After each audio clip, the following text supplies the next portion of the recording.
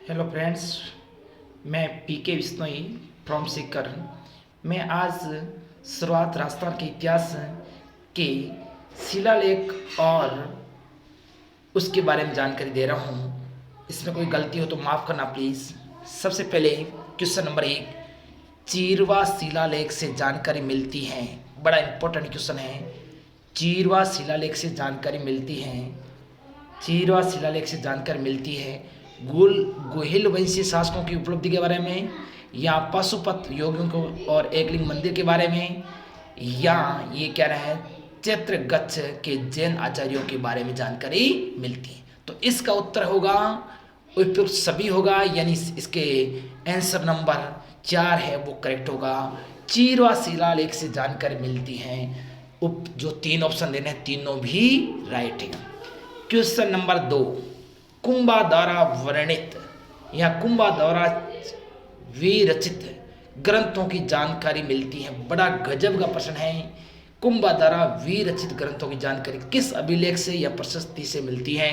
तो इसका उत्तर होगा कीर्ति स्तंभ प्रशस्ति होगा। इसका आंसर नंबर ए राइट होगा। कीर्ति स्तंभ प्रशस्ति से इसकी जानकारी मिलती, यानी 1 नंबर ऑप्शन है वो करेक्ट होगा। आगे नेक्स्ट, देश का सबसे बड़ा शिलालेख जिसके रचनाकार रणछोड़ भट्ट थी। देश का सबसे बड़ा शिलालेख जिसके रचनाकार रणछोड़ भट्ट थी। ये प्रशस्ति या शिलालेख से मिलती है जानकारी। ये इसका आंसर होगा correct number A option right होगा, यानी राज प्रशस्ति से इसकी जानकारी मिलती है। ऑप्शन नंबर 1 होगा वो करेक्ट होगा। क्वेश्चन नंबर 4, किस शिलालेख में वेरी इंपॉर्टेंट है क्वेश्चन नंबर 3 और क्वेश्चन नंबर 4, किस शिलालेख में अजमेर के चौहान वंश को वत्स्य गोत्रीय ब्राह्मण कहा गया है? वत्स्य गोत्रीय ब्राह्मण कहा गया है किस शिलालेख में अजमेर चौहान वंश को? वेरी इंपॉर्टेंट है कि अजमेर के चौहान वंश को वत्स्य गोत्रीय ब्राह्मण कहा गया है। किस अभिलेख से ये जानकारी मिलती है? तो इसका आंसर नंबर होगा 3 ऑप्शन होगा। बिजोलिया शिलालेख है ना, इसमें ये पता चलता है कि चौहान वंश को और जो भी यहाँ के अजमेर को वत्स्य गोत्रीय ब्राह्मण कहा गया है। क्वेश्चन नंबर 5, टोड ने इंग्लैंड जाते हुए भारी होने के कारण संभवतः इसे समुद्र में फेंक दिया। इसका अनुवाद annals and activities of Rajasthan में मिलता है। इसमें समुद्र से मंथन का उल्लेख हुआ है। वह शिलालेख है, कौन सा शिलालेख है? मानमोरी का शिलालेख। कौन सा? मानमोरी का शिलालेख। क्वेश्चन नंबर 1 है ना, ये करेक्ट होगा। अमर मंथन का उल्लेख किस में मिलता है? मानमोरी शिलालेख में मिलता है। कौन से? मानमोरी शिलालेख में मिलता है। ऑप्शन नंबर 1 सही है। क्वेश्चन नंबर 6, महाराणा कुंभा की विजयों का वर्णन मिलता है किस में? रणकपुर प्रशस्ति में, या कीर्ति स्तंभ प्रशस्ति में, या चिरलेख में, या नागदा लेख में? तो इसका महाराणा कुंभा की विजयों का याद रखना, कीर्ति स्तंभ मत कर देना। ऑप्शन नंबर 1 राइट होगा, यानी इसका अभिलेख रणकपुर प्रशस्ति में मिलता है। ऑप्शन नंबर 1 राइट होगा, यानी महाराणा कुंभा की विजयों का वर्णन रणकपुर प्रशस्ति में मिलता है। रणकपुर प्रशस्ति में मिलता है। क्वेश्चन नंबर 7, द्वितीय शताब्दी ईसा पूर्व में भागवत धर्म के प्रचार, संकलन तथा वासुदेव की मान्यता और अश्वमेध यज्ञ के प्रचलन की जानकारी मिलती है। वेरी इंपॉर्टेंट क्वेश्चन है। इसका जो गोसुंडी शिलालेख है ना, उसमें इसकी जानकारी मिलती है। Very important question number next, गोचर भूमि, पशुपत, वैष्णव धर्म और सती प्रथा पर प्रकाश मिलता है। यानी गोचर भूमि और पशुपति, वैष्णव धर्म और सती प्रथा पर प्रकाश पड़ता है किस शिलालेख से मिलता है पता?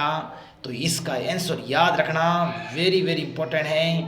क्वेश्चन नंबर यानी तो चीरवा शिलालेख से, किससे?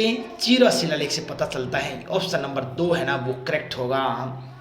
हल्दी घाटी के युद्ध का वर्णन मिलता है। वेरी इंपॉर्टेंट, हल्दी घाटी के युद्ध का वर्णन मिलता है जगन्नाथ प्रशस्ति से मिलता है। ऑप्शन नंबर 3 है ना, ये राइट होगा। ऑप्शन नंबर 3 यानी किससे मिलता है? याद रखना, जगन्नाथ प्रशस्ति से मिलता है। हल्दी घाटी के युद्ध का वर्णन ओनली फॉर ए प्रशस्ति से मिलता है, उसका नाम है जगन्नाथ प्रशस्ति पत्र। मदन शाही सिक्के प्रसिद्ध थे कौन से मतलब स्टेट या आपने कह सकते हैं राज्य में या रियासत में प्रसिद्ध था? मदन शाही सिक्के प्रसिद्ध थे कोटा व झालावाड़ में। ऑप्शन नंबर 1 राइट होगा, कोटा व झालावाड़ में। रावतशाही टका व रुपया किस रियासत में प्रचलित था? याद रखना, रावतशाही टका और रुपया किस रियासत में प्रचलित था? अलवर में। किसमें? अलवर में। किसमें? अलवर में। सिक्कों पर विशेष चिन्ह ध्वज, त्रिशूल और नक्षत्र और छत्र और चमर अंकित था। वेरी वेरी इंपॉर्टेंट सिक्के थे जो रियासत के टाइम में थे, राजा महाराजों के टाइम में, उस पर विशेष चिन्ह है ध्वज, त्रिशूल और नक्षत्र और छत्र और चमर अंकित था, और वो था बीकानेर राज्य में। कौन से राज्य में? बीकानेर राज्य में। डब्बू शाही रुपया प्रचलित था। वेरी वेरी इंपॉर्टेंट, डब्बू शाही रुपया है ना था, वो मारवाड़ क्षेत्र में प्रचलित था। ऑप्शन नंबर 4 है, ये करेक्ट है। मतेरे की राड़, कौन सी राड़? मतेरे की राड़ का उल्लेख मिलता है छत्रपति रासो में। छत्रपति रासो में। छत्रपति रासो में, यानी मतिरे की राड़ का उल्लेख मिलता है छत्रपति रासो में। छत्रपति रासो में मिलता है। Option number 4 very very important question है। मतिरे की राड़ का उल्लेख मिलता है छत्रपति रासो में। राजस्थान का गजेटियर कहा जाता है, गजब का क्वेश्चन है। राजस्थान का गजेटियर कहा जाता है। मारवाड़ा प्रगनारी विगत को राजस्थान का गजेटियर कहा जाता है। मारवाड़ी प्रगनारा यानी मारवाड़ी प्रगनारा।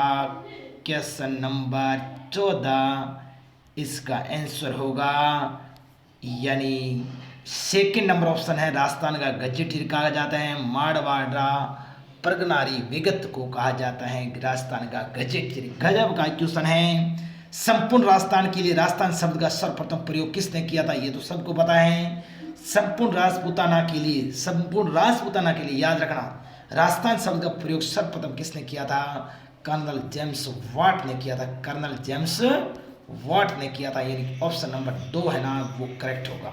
ऑप्शन नंबर 2 मतलब हो गया बी ऑप्शन करेक्ट होगा। आज का क्वेश्चन आपका समाप्त हुआ।